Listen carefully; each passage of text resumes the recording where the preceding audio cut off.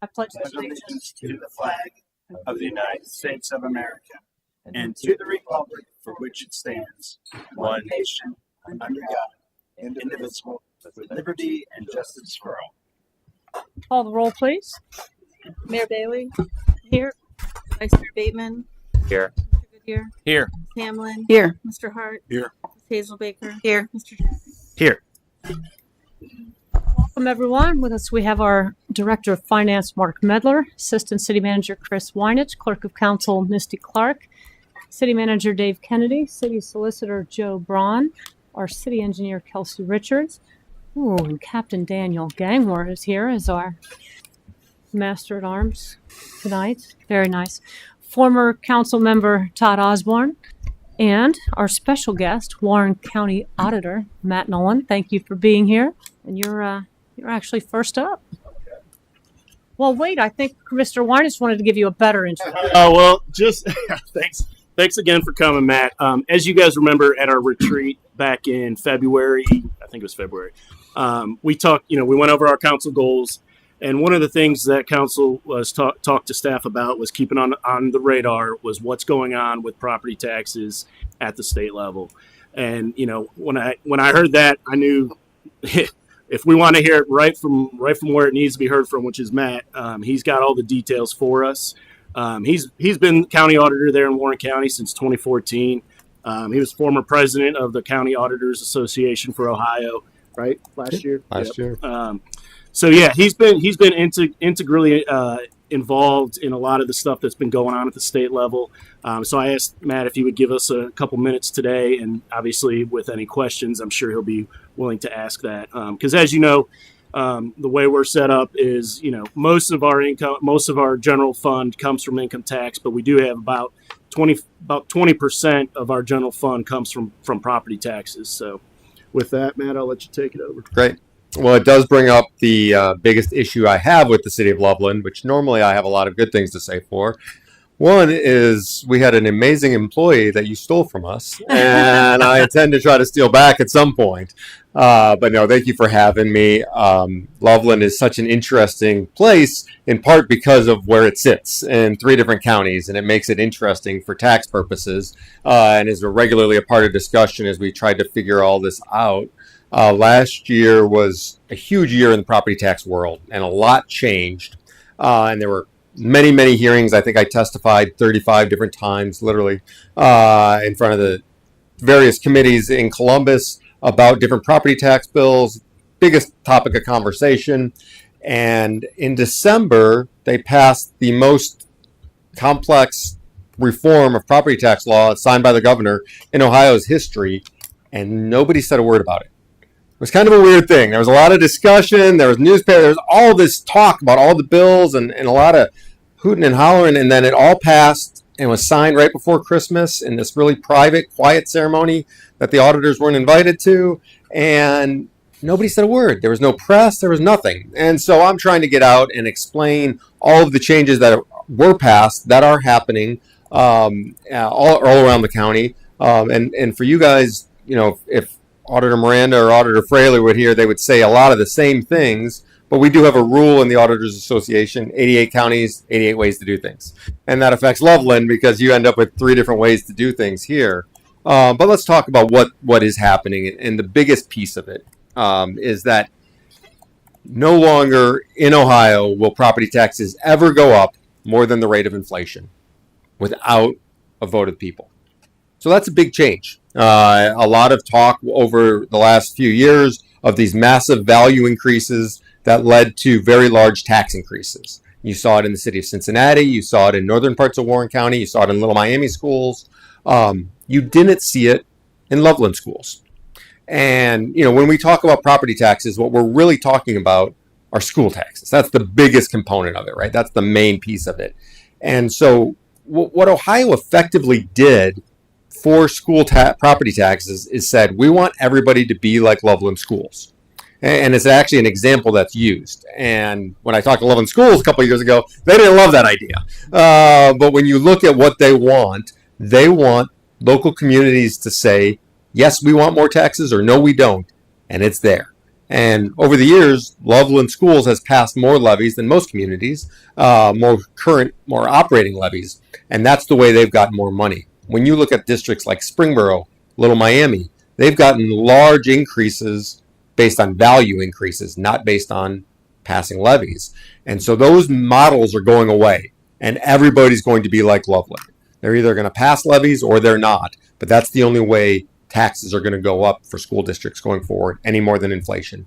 That applies to the city as well, right? When you've had value increases, regardless of what county it's been in, your inside millage has gone up proportionally. So if, let's say overall for you, there was a 25% value increase, in the past, that would result in 25% more in revenue for your general fund. That time is gone. That will never happen again. You're now capped at inflation. So if there's 7% inflation over that 3-year period, the most you can get as a city increase is 7%. And so that's going to mean likely at some point either cutting services, tightening budgets, or putting on more levies to fund those things. And that's intentional. That's what the legislature is saying they want to have happen, is local communities are going to decide whether or not they want to pay for their fire departments, whether or not they want to pay for their schools, or how they want those services done. Columbus isn't going to fund it. They're not going to tell us what to do. We're going to do it locally. So that's kind of at the center of the legislation that was passed.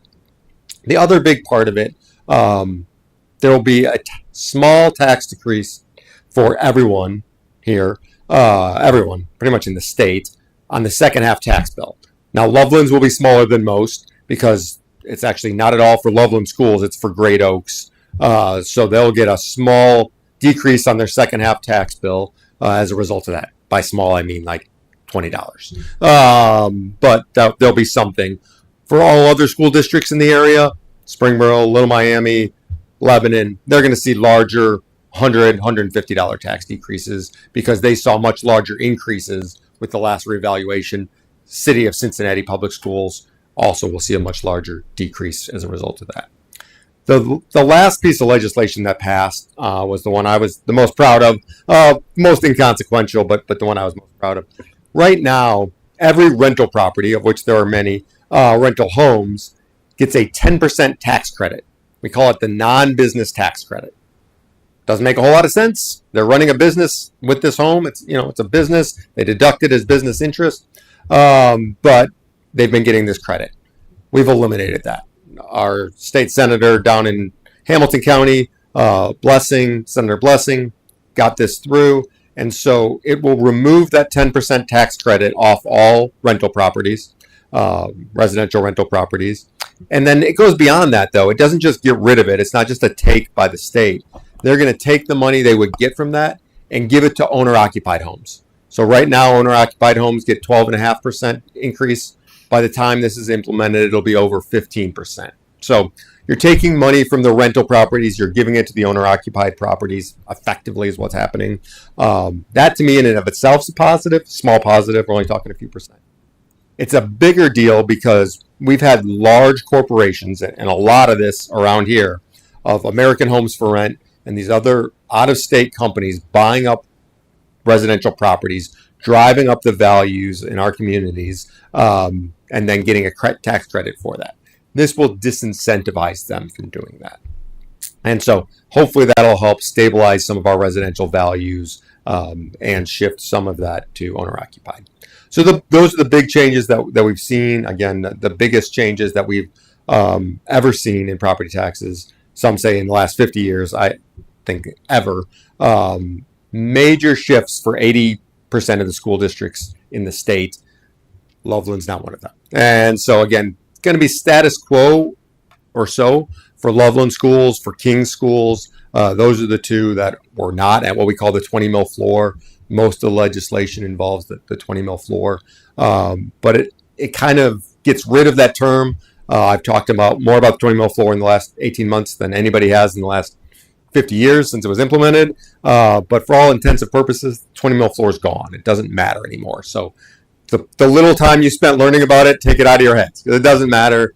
Loveland Schools has no incentive to ever go towards the 20 mil floor because you don't get any more money in it. So those are the big changes that we're seeing. And it also has raised a conversation that I'm having with every local government that I can is, for the time being, and I think for the foreseeable future, the state of Ohio is out of the local government business. They're not interested in funding local governments. They've made that very clear. And I don't think they feel bad about it. There are some people that feel like we should be like Florida and Tennessee and Indiana, where people send their money to their capital and they send it out. That's how most states function. Ohio doesn't want to be that, and they want to be local government controlled, or at least that's the theory behind it, and at least local government funded.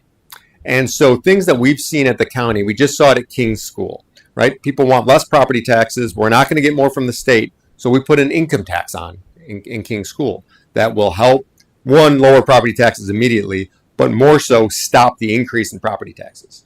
City of Lebanon did it 2 years ago, where they reduced their fire levy and put on an income tax to take over a portion of that fire levy that they have.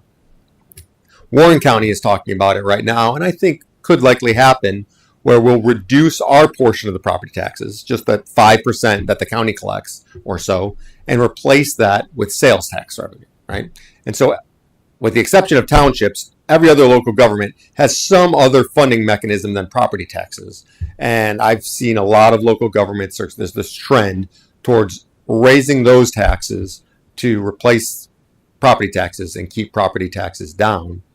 The King's levy had some interesting pieces to it, but I think that are relevant, is that the state's been lowering the income tax, right? And so as they've been lowering it, if local governments raise theirs, you can provide the same level of service, if not more, while at the same time, none of that money goes to Columbus. And so when the state has an income tax, it goes to Columbus and it gets distributed everywhere. When the city has an income tax, every dime of that stays in the city of Loveland or in Warren County or wherever the tax is. So that's an interesting conversation that I'm hoping more communities will have. There's always this idea of don't raise taxes, and I'm a believer in that in general. But I do think there's an argument to shifting taxes. And really all the state's ever done for the last 20 years is shift taxes, right? They've gotten rid of a lot of state level taxes and they've shifted them to local taxes. Now that that's kind of complete, that process is over, we've got to decide locally how we want to shift within our little confines. So talk too much here really to answer questions, but that's what's happening at the state and at the county level. But happy to answer anything or dispel rumors or talk about rumors or anything like that. Anybody have any questions? Mr. Hart? First of all, thank you very much for coming in tonight. I really course. appreciate you giving us some time. Yeah. Kind of broadly, since you've been up there a good bit and been in talking in a lot of these circles, do you think, we hear a lot about it in social media and all that sort of stuff, what is the appetite from the legislators to pass legislation to get rid of property taxes entirely? Zero. Is there an appetite for that within the legislation? No, there's none. So, great question. I was hoping somebody would ask about it. Property taxes aren't going away. Flat, hard stop. They're not going away. The group that was, quote unquote, organized to eliminate them and had petitions at all our festivals and things like that, a very disorganized group and poorly funded. However, they achieved more than I could ever have dreamed. The legislation that was passed in December was not original legislation. The Auditors Association drafted that legislation literally a decade ago, and it got nowhere. It moved nowhere. We were told it had no chance until this property tax group came out. And the threat of them was far greater than the threat of the Auditors Association and commissioners and treasurers and all the groups that supported it. They made this all happen. This would have never happened without them. So there is no appetite to get rid of property taxes because it's completely infeasible to get rid of property taxes in Ohio or anywhere, right? All 50 states have property taxes. Anybody know where the lowest property taxes are? Any guesses? Gotta guess. You gotta humor me.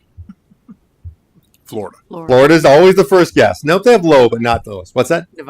Nevada, no, Nevada's are relatively high. The lowest is West Virginia.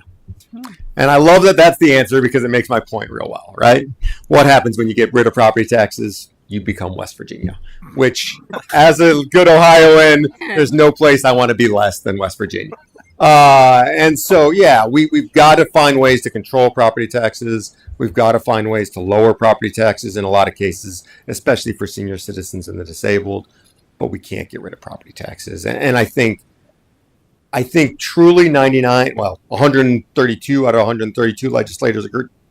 There's 5 or 6 that'll pretend they don't because it's politically advantageous to, but the vast majority in Columbus know we need property taxes in some form. But I think also the vast majority think that there needed to be reform and needs to be more reform. Thanks for asking that. It's a great question. Yes, Vice Mayor. Again, I just echo what Mr. Hart said. Thank you so much for coming and taking the time to explain to us, your point of view. I had the privilege of attending about a year ago an auditor advocacy event down in at the Hamilton County. I think you were there. Okay. With Auditor Miranda, and I think the auditor from Montgomery County was there. Yeah. That we did over at the coroner's office. At the coroner's office. Yeah, that was That's okay. right. Yeah, absolutely. Yeah, so I really appreciate that because I'm going back looking at my notes, and there were 4 pillars of change that group was sort of pinpointing and targeting, and it was 2 of them you've talked about, which is eliminate the non-business credit. Another one was the 20 mil floor. The other 2 that were listed here that I remember was working on the homestead exemption, and then I think a menu of targeted relief. Are there any?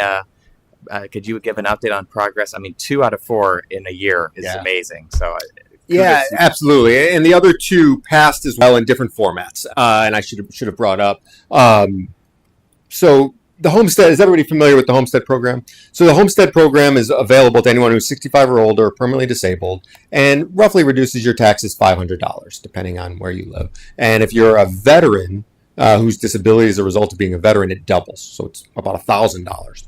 And so almost nobody qualifies for it is the problem, because you have to have a household income, gross income of less than $40,000. And so in Warren County, that's a very small percentage of our population, and we get very few applicants. Almost all of our applicants are veterans. The veterans don't have to meet that income requirement. So if you know any disabled vets, please encourage them to apply. So there was a bill that passed the House and a bill that passed the Senate to expand that homestead program, because everybody agrees we don't want to tax seniors too much. But the 2 sides could not get those together. So what they passed instead was kind of again, to my point, the state doesn't want to be involved. It's an interesting... If you're a political nerd and you study things like this, our state legislature may be the first in history that says, we want out of the governing business. We want to give that to somebody else. We don't want to do that. The local governments are going to do this. And so they said, counties, you decide who gets the homestead. And they doubled the homestead for any county that wanted to do it.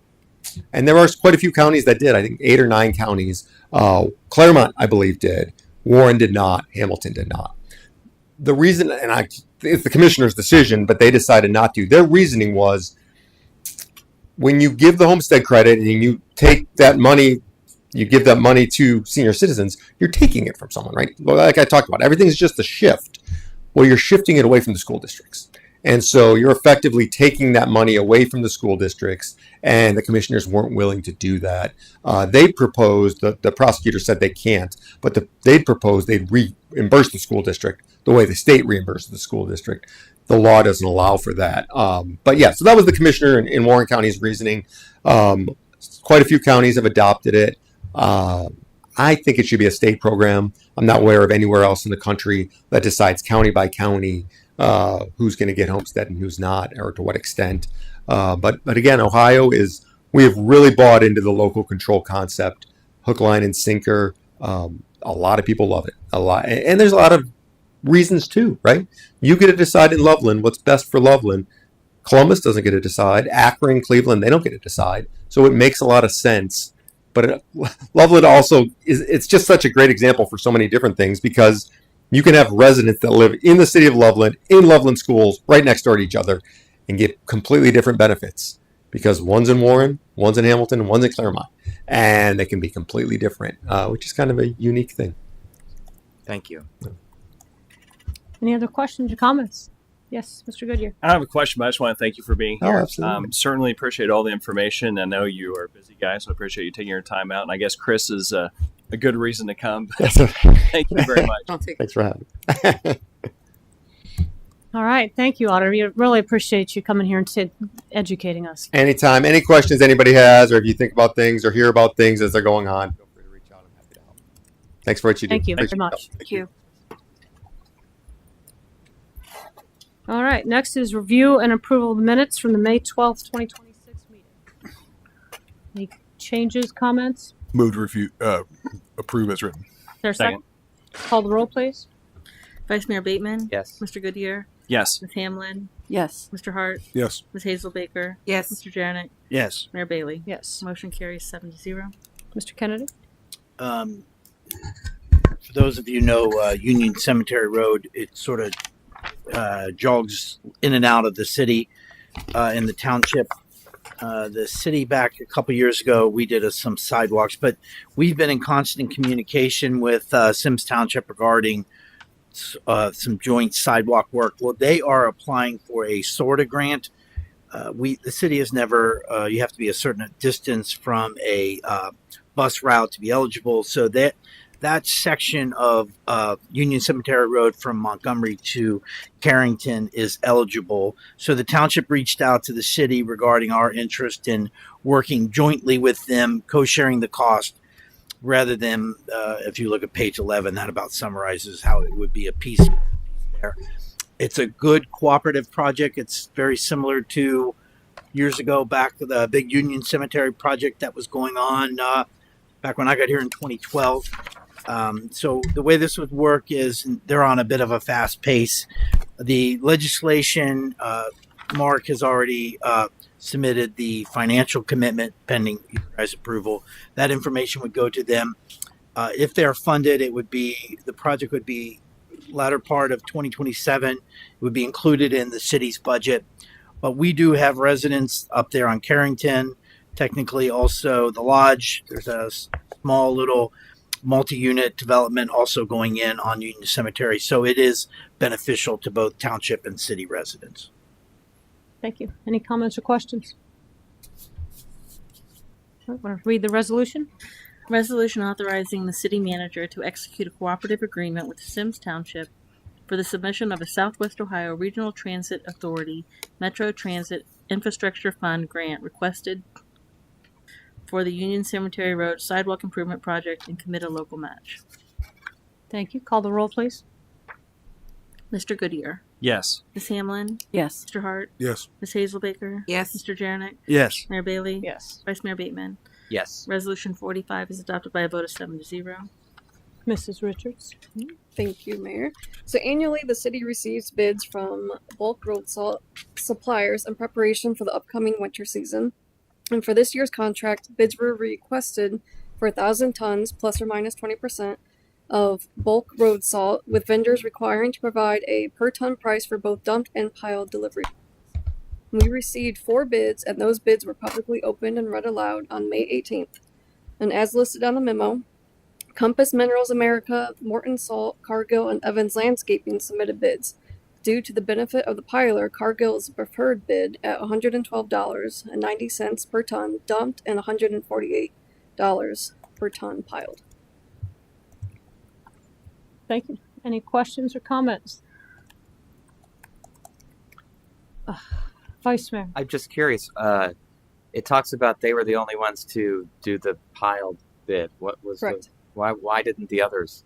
Some submit companies don't have that machine. It's just like kind of like a conveyor belt to shoot it up at the very top. Okay. Some companies don't have that, so they just don't submit for that price. Okay. Excellent. Thank you. I'm sure that saves us a lot in the Right. long run. Thank you. Mr. Hart? I was talking to Mr. Kennedy. He said there's something about the brine Oh, machine yeah. we have. Yeah. Well, she won't say it, so I will. Kelsey just secured. So brine is a big part of our salt operations. It's how we pre-treat, especially West Loveland on the hill. Kelsey just secured a grant for the city for $75,000 for a new brine machine, and that's a big score for the city. And thanks, Mr. Hart, for bringing that up. So that's a great win, and I just thought it would be a good sort of stage that would get brought up so we could mention that. Well done. Well done. Yes. Yeah. Very nice. Any other questions or comments? Read the resolution, please. Resolution authorizing the city manager to enter into a contract with Cargill for the purchase of road salt for the 2026-2027 winter. Call the roll, please. Ms. Hamlin, Yes. Mr. Hart, Yes. Ms. Hazelbaker, Yes. Mr. Jarnick, Yes. Mayor Bailey, Yes. Vice Mayor Bateman, Yes. Mr. Goodyear. Yes. Resolution 46 is adopted by a vote of 7-0. Mr. Medler. Thank you, Mayor. Good evening, Council. So we haven't even completed our 2025 audit, and yet we are now talking about 2027 in the budget. So the first part of this process is what's called a tax budget. This is something part of the Ohio Revised Code that we're required to do. So it's in no way as expansive as our normal budget process, but we need to take a look at our, again, as we just talked about, property taxes. So the tax budget is we're taking a look at all of our funds that receive property tax revenue, which is our general fund and our fire levy funds. So what we need to do is have a public hearing to discuss it. I'll be presenting a basic, like I said, basic estimate of what revenues we will be expecting in 2027. It'll be presented to you, but we do need to have a public hearing to do so. And that, again, is required by Ohio Revised Code. So I'm here requesting that there be a motion to have a public hearing on July 14th, 2026 at or about 7 p.m. to receive comments regarding the 2027 tax budget. Anyone care to make that motion? I'll make a motion that we schedule a public hearing on July 14th, 2026 at or about 7 p.m. to receive comments regarding the 2027 tax budget. Thank you. Second. Thank you. Call the roll, please. Mr. Hart, Yes. Hazelbaker, Yes. Mr. Jarnick, Yes. Mayor Bailey, Yes. Vice Mayor Bateman, Yes. Mr. Goodyear, Yes. Ms. Hamlin. Yes. Motion carries 7-0. Mr. Weinitz. Thank you, Mayor. Once again, something else we talked about back at our goal setting session. Clearly, we have PFAS and PFAS remediation on our radar. One of the things that we wanted to do at staff level and bring to council for their potential signatures is several letters to the federal and state legislators outlining kind of where the city of Loveland is at and what we need and what not just us but other communities too as far as construction dollars. They've done a good job of supporting communities with design dollars and study dollars, but the construction dollars are lacking, not just for us, but for everyone throughout the state. So in front of you are several letters to Senators Moreno, Senators Husted, Representative Taylor, Representative Landsman, and then at the state level, Representative Brownlee, Representative Teska, Representative Schmidt, Senator Wilson, and Senator Johnson. So what I'm asking is at the end of the meeting today, if the council so wishes, we do have the letter here for signatures that we will send up to the state and to the feds, and we will also be sending emails of those letters to their staff members also. All right. Any comments or questions? Yes, Mr. Hart. I just recently saw they changed the timelines on completion at the federal level. Does that have? I mean, obviously we're down the road and we're gonna take care of this issue here locally. But do you think that's going to impact? This is just asking you to ruminate about it a little bit. But do you think this is going to impact funding opportunities for us because they've changed those timelines? So what you're referencing, Mr. Hart, is what's being presented by US EPA is moving the deadline from 2029 to 2031. Yes. That's what they're pushing for, so that it does look like that is going to happen, and that'll probably happen here before the end of this calendar year. What that's doing is, yes, I think they're buying some time to provide additional funding to communities. One of the conversations we've continually had with Ohio EPA, as well as US EPA, is, right now, let's just say they keep it at $4 million that we can have as grant money. If there's ever a time in the future before, let's say we're under construction, we still want to be eligible for reimbursement. So we've continually said that just because we're ahead of the game, we should not be penalized at the end. So we've made that clear to them, and they understand that. So I do think what they're trying to do is buy time for additional funding for communities. I appreciate your insight. Pamela? Yeah, I definitely support this letter, and I would just like to use this opportunity to encourage residents to also contact their representatives. I have done that to my congressman and to my senators as well, and I don't think we can write enough letters in response to this, so encourage everybody else to do that as well. Anyone else? Ms. Hazelbaker? Yeah, I just want to echo the sentiment of like preparing these. I know it's putting a lot of pressure, and obviously the council goals, and that came up in this conversation. So appreciate you getting this together, and agree that I think that the residents can take these, and there's, the more we can contact them, because I know Brownlee has been in contact to try to see, because there was another mandate that was presented. I'm like, we don't need any more mandates. We need funding. So I appreciate this letter to get them straight on kind of what the local needs. So thank you. Vice Mayor? Yes, I also agree. This is a great opportunity. And I think, like with a lot of things, timing is also critical.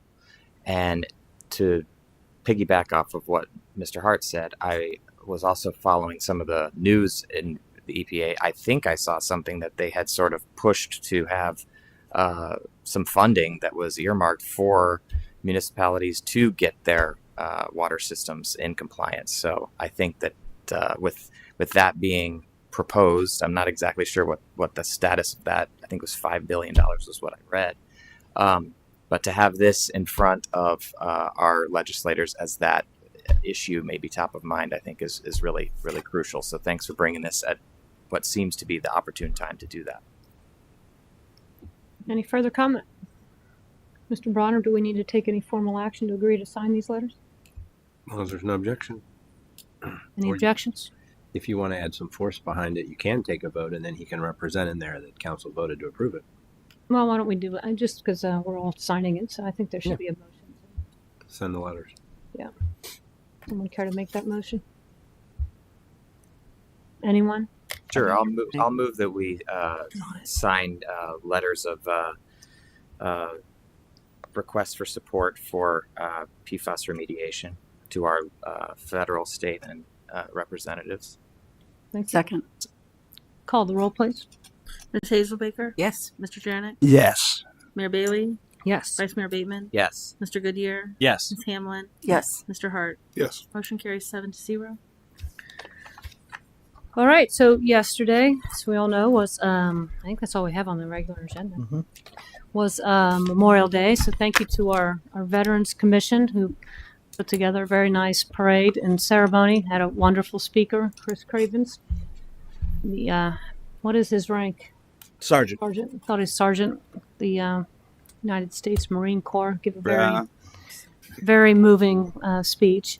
And thank you to our police department and fire department, public works department, who made sure we had all our flags and had got Veterans Memorial ready. It was a flawless parade. Thank you to Council Member Jaranek, who was the MC and instrumental as the Veterans Commission Chair in making that happen. It was my honor. Walked with Council Member John Hart, Vice Mayor, Mr. Goodyear. We did not walk with Ms. Hazelbaker because she was donning the reflective vest and helping direct traffic, and but joined us at the ceremony. So we also had Mr. Weinich and Mrs. Clark and Mr. Kennedy there. So I thought that was a very wonderful event. Also want to thank our sponsors, volunteers, and the Sesquicentennial Planning Committee and all the city staff for their hard work on last weekend's 150th anniversary celebration. I think we saw most people down there. It was a very well attended event. It was fantastic. Mr. Kennedy won the pie baking. Yep. It was not rigged. Wasn't rigged at all. The vintage baseball game that was supposed to be played on Saturday the 16th was postponed due to weather, so the Loveland Frog Legs will take the field on June 27th at the originally scheduled time, which I believe is 1 o'clock at Phillips Field. So everyone is invited to join us for that very special part of our sesquicentennial.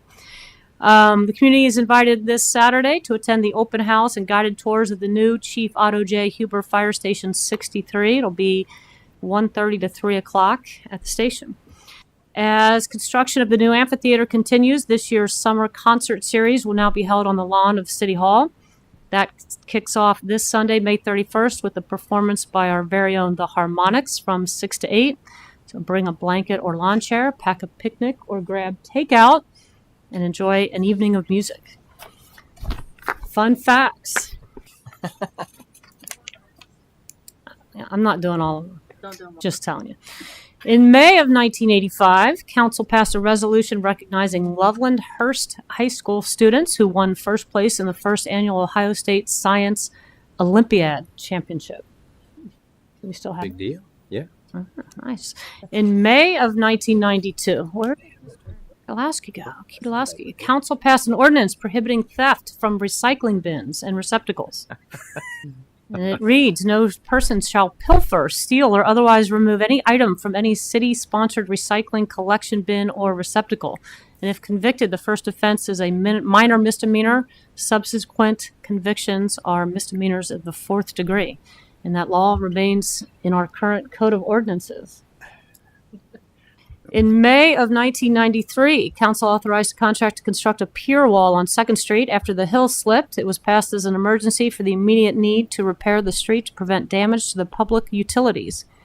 And in May of 2003, Council established the Tree and Environment Committee. The committee was charged with addressing environmental issues and maintaining the Tree City USA status for the city. Still have. That's all my announcements. Does anyone have anything else? All right. I believe we need a motion for executive session. Make a motion to go to executive session or higher revised code 121.22G2 to consider the sale of property. Second. Call the roll, please. Yes. Mayor Bailey? Yes. Vice Mayor Bailey? Yes. Yes. Yes. Yes. Yes. Motion.